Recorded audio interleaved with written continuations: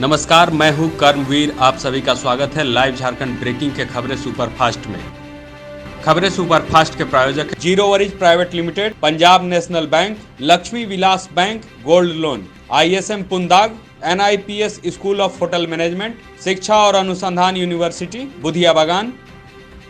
राजनीति में अपराधीकरण पर रोक लगाने के लिए सुप्रीम कोर्ट सख्त, दलों को बतानी होगी क्यों दिया आपराधिक रिकॉर्ड वालों को टिकट।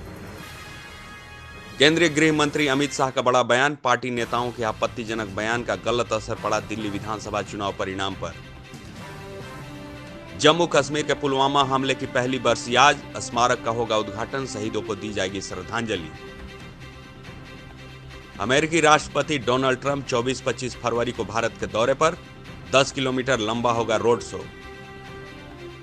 डोनाल्ड ट्रंप के दौरे से पहले अमेरिका ने दिया भारत को झटका, काउंटर वेलिंग ड्यूटी से छूट मिलना बंद।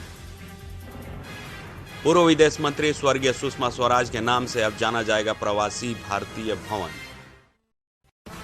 रतन टाटा ने किया निजी जीवन से जुड़े कई पहलुओं का खुलासा, भारत चीन युद्ध की वजह से नहीं कर पाए शादी।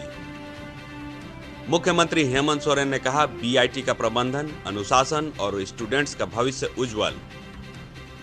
जनजातीय मामलों के केंद्रीय मंत्री अर्जुन मुंडा ने कहा, विकास कार्यों को धरातल पर उतारने की जरूरत।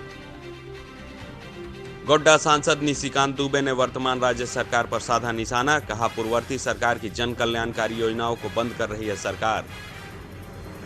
राज्य के स्वास्थ्य मंत्री बन्ना गुप्ता ने रिम्स का किया औचक निरीक्षण, जरूरतमंद मरीज के लिए खुद किया रक्तदान। बिजली उपभोक्ताओं को मिल सकती है बड़ी राहत, 100 यूनिट फ्री बिजली देने पर विचार कर रही है हेमंत सरकार।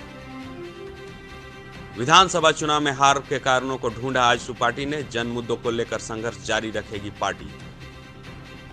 दुमका जिले के गोपीकांदर में एक घर से भारी मात्रा में विस्फोटक बरामद, 2 गिरफ्तार।